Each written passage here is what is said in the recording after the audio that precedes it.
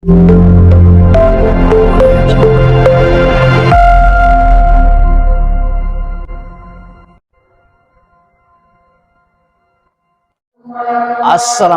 warahmatullahi wabarakatuh. Molotus dan para sahabat yang berbahagia dimanapun berada, kali ini kita akan menyampaikan informasi tentang capres di Indonesia, masih seputar 3 capres teratas, yaitu Profesor Anies Rashid Baswedan, kemudian yang diikuti oleh Ganjar Pranowo dan juga Prabowo Subianto. Dalam survei terakhir, kelihatannya dari berbagai lembaga survei bagaimana menjagokan Prabowo Subianto pada posisi teratas yang berkisar 35–42%, kemudian disusul dengan Ganjar Pranowo yang berada di sekitar 25–29%, dan Anies Rashid Baswedan yang masih diposisikan pada posisi terbawah yaitu sekitar 16–14%. Namun ada sebuah kejutan ketika Karni Ilyas melakukan sebuah survei lewat Twitter. Di situ posisi Anies Baswedan sangat jomplang, yaitu pada posisi sekitar 83%. Sementara capres-capres yang teratas kedua dan ketiga yaitu Prabowo Subianto hanya di posisi 7% dan Ganjar Pranowo hanya 10%. Jadi ini sangat aneh. Jadi dari berbagai lembaga survei yang ada, seolah-olah Anies posisi selalu pada posisi terbawah atau yang bontot, sedangkan capres-capres yang lain yaitu Ganjar Pranowo dan Prabowo Subianto pada posisi teratas. Namun ini semoga kejadian di Pilkada DKI 2017 itu terjadi lagi. Anies Baswedan yang bersurvei pada posisi terbawah namun memenangkan Pilkada DKI pada tahun 2017. Kali ini dalam video yang akan kita ketengahkan yaitu bahwa pernyataan dari Demokrat dan tim 8 bahwa Anies Baswedan cawapresnya telah final, yaitu seluruh partai pendukung dari 3 partai yang ada yaitu Nasdem, kemudian Partai Demokrat, kemudian Partai Keadilan Sejahtera telah sepakat mengetengahkan 1 orang cawapres yang sudah ditandatangani bersama, yang kemungkinan dalam waktu dekat akan diserahkan kepada baca pres yaitu Anies Baswedan untuk diumumkan ke khalayak ramai bahwa Anies Rashid Baswedan yang diusung oleh 3 partai telah mendapatkan calon pendampingnya itu cawapres di pemilu 2024. Nah, orang pun menduga-duga dan menebak dari sekian banyak nama yang muncul, seperti adanya misalnya Khofifa Indah Parawansa dari Jawa Timur, Gubernur Jawa Timur, kemudian Yeni Wahid juga yang dari Jawa Timur, muncul juga dari Purnawirawan, Jenderal Purnawirawan seperti Gatot Nurmantio.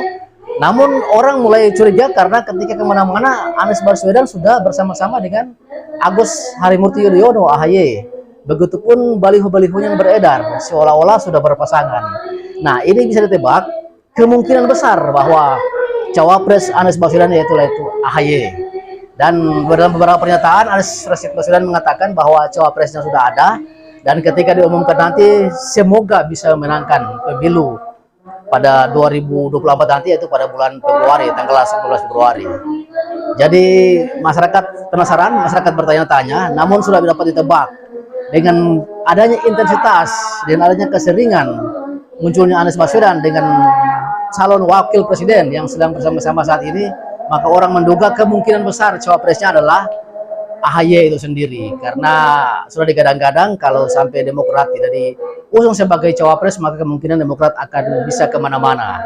Yang beberapa waktu yang lalu kita sudah lihat bahwa bagaimana AHY bertemu dengan Puan Maharani, kemudian AHY juga membangun komunikasi dengan Partai Gerindra. Nah, ini mungkin untuk melakukan posisi kunci maka Demokrat harus dikandangkan, Demokrat harus dikunci, dan konsekuensinya kemungkinan besar bahwa cawapres Anies Baswedan adalah dari Partai Demokrat, yaitu ketua umumnya sendiri, yaitu Agus Harimurti Yudhoyono.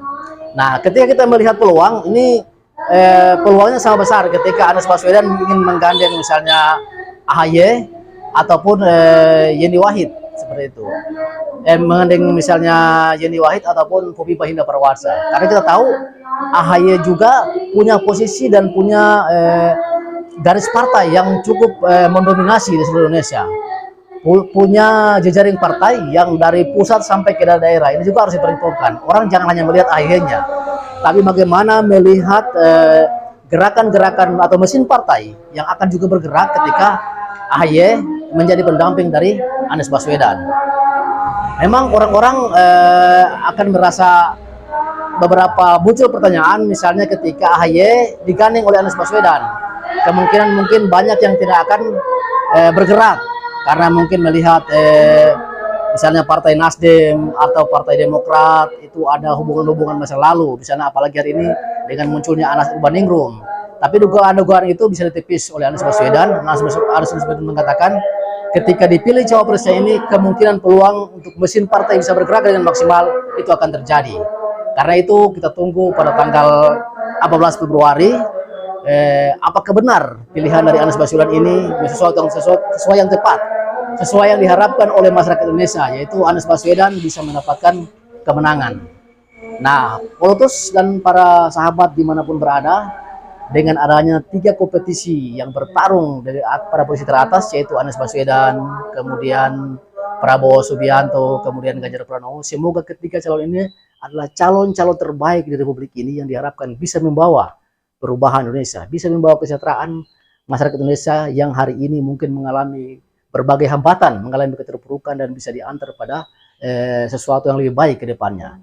Nah, harapan besar masyarakat masih disampaikan kepada Anies Baswedan, dibebankan kepada pundak Anies Baswedan, sehingga diharapkan pilihan cawapresnya itu tidak keliru. Nah, hari ini masyarakat menunggu-nunggu apakah memang benar sudah final cawapres dari Anies Baswedan. Kita tunggu pengumumannya dalam waktu yang tidak lama lagi, karena pendaftaran untuk calon wakil presiden dan presiden dan wakil presiden sudah akan dibuka, yaitu dalam waktu dekat ini, sehingga tidak mungkin ditunda-tunda lagi.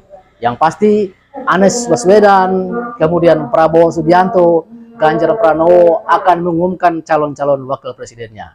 Dan hari ini kita lihat semakin hangat peta perpolitik Indonesia. Begitupun dengan bersiluruhnya lembaga-lembaga survei yang masih menempatkan ketiga calon ini pada posisi-posisi teratas, yaitu hanya tukar-menukar.